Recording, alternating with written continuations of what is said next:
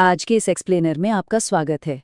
America और Iran, इन दोनों देशों के बीच दशकों से जो एक बेहद जटिल और तनावपूर्ण भू-राजनीतिक संघर्ष चल रहा है, आज हम उसे डिकोड करने वाले हैं।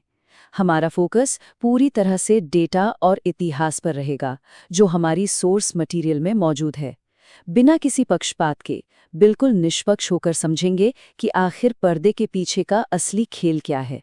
तो चलिए सीधा एक बहुत ही डरावने सवाल से शुरुआत करते हैं। अगर ये बढ़ता हुआ संघर्ष सच में एक परमाणु हमले यानी न्यूक्लियर लेवल तक पहुंच जाता है, तो आसपास के क्षेत्रों का क्या होगा? देखिए, बात सिर्फ उन दो देशों तक सीमित नहीं रहेगी। इसका सीधा और भयंकर असर पूरी दुनिया और खासकर पड़ोसी देशों पर पड़ना तय है। इसे समझने के लिए आज का हमारा रोडमैप कुछ ऐसा रहेगा।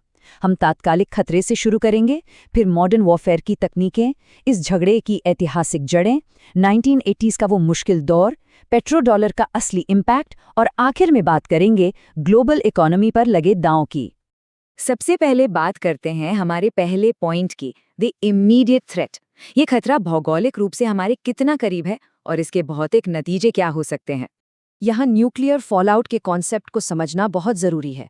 जब कोई परमाणु विस्फोट होता है तो हवा में भारी मात्रा में रेडियो एक्टिव कण फैल जाते हैं। अब जरा सोचिए, हवा के प्रवाह के साथ ये अदृश्य रेडियोधर्मी बादल 2800 किलोमीटर दूर स्थित क्षेत्रों जैसे कि हमारे भारत तक भी पहुंच सकते हैं। ये कोई किताबी बात नहीं है, बल्कि किसी भी आबादी के लिए एक बहुत ही सीधा और जानलेवा स्वास्थ्य खतरा है। और रेडिएशन से भी आगे एक बहुत बड़ा आर्थिक खतरा हमारा इंतजार कर रहा है। भारत के कुल तेल आयात का लगभग 40% हिस्सा स्ट्रेट ऑफ हॉर्मुज से होकर गुजरता है। ये संकरा समुद्री रास्ता संघर्ष वाले इलाके के बिल्कुल करीब है। अगर तनाव के चलते ये रास्ता बंद हो जाता है, तो ये सिर्फ वहां की नहीं, बल्कि हमारी एक बहुत बड़ी स्थानीय और वैश्विक आर्थिक समस्या बन जाएगी। अब आगे बढ़ते हैं युद्ध के मैदान की तरफ। हमारा दूसरा पॉइंट है मॉडर्न वॉरफेयर टैक्टिक्स। आज के समय में जंग लड़ने का तरीका पारंपरिक युद्ध से बिल्कुल बदल चुका है। इस बदलाव को समझने के लिए एसिमेट्रिक वॉरफेयर यानी असममित युद्ध को समझना होगा। ये एक ऐसी रणनीति है जहां एक कमजोर लेकिन चालाक सेना तकनीकी रूप से कहीं ज्यादा ताकतवर महाशक्ति को थकाने के लिए सस्ते और अलग तरह के तरीकों का इस्तेमाल करती है। इनका मकसद आमने सामने की जंग जीतना नहीं होता, बल्कि दुश्मन को उलझाए रखना और धीरे धीरे अंदर से कमजोर करना होता है। इसे आप ऐसे देख सकते हैं, एक तरफ पारंपरिक ताकत है, अरबों डॉलर के एयरक्राफ्ट कैरियर्स और बेहद महंगी अमेरिकी इंटरसेप्टर मिसाइलें, और दूसरी तरफ है एसिमेट्रिक रणनीति, सस्ते भारी मात्रा में बनाए गए ईरानी ड्रोन्स और बैलिस्टिक मिसाइलों का झुंड।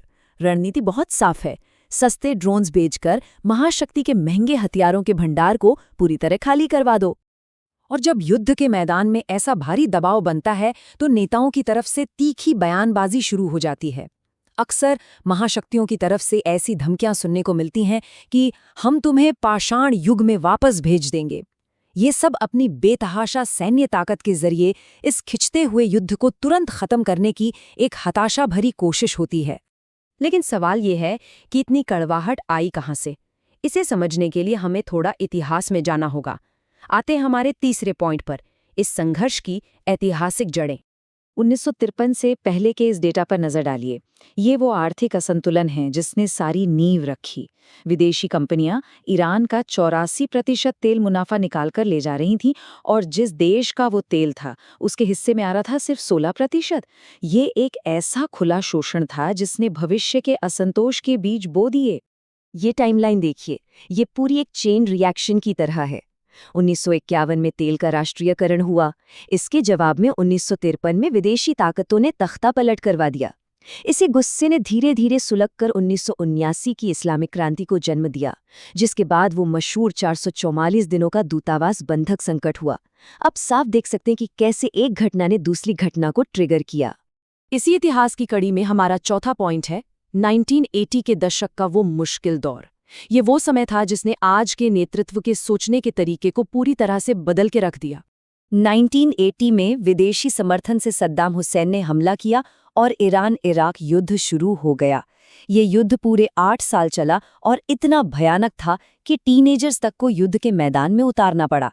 इस युद्ध ने दोनों देशों की अर्थव्यवस्थाओं की कमर तोड़ दी और देश की आधुनिक रक्षा नीति को हमेशा के लिए सख्त बना दिया। सबसे डरावनी बात तो ये थी कि इस संघर्ष के दौरान नर्व गैस जैसे भयानक रासायनिक हथियारों का खुलेआम इस्तेमाल हुआ और पूरी दुनिया बस खामोशी से देखती रही। इस अकेले आघात ने इस क्षेत्र की सैन्य रणनीति को हमेशा के लिए बदल दिया और उन्हें आत्मनिर्भर होने पर मजबूर कर दिया। खैर, हथियारों और जंग से थोड़ा बाहर निकलते हैं और बात करते हैं उस चीज की जो असल में इस पूरी दुनिया को नचा रही है।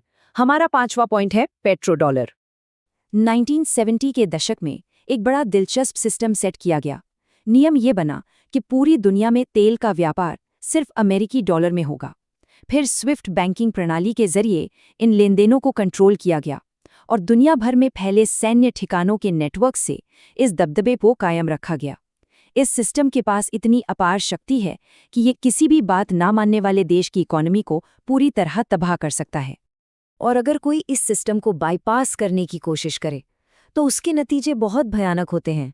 इराक का ही उदाहरण ले लीजिए। उन्होंने अपना तेल डॉलर की बजाय यूरो में बेचने की कोशिश की। नतीजा 2003 में उन पर आक्रमण हो गया।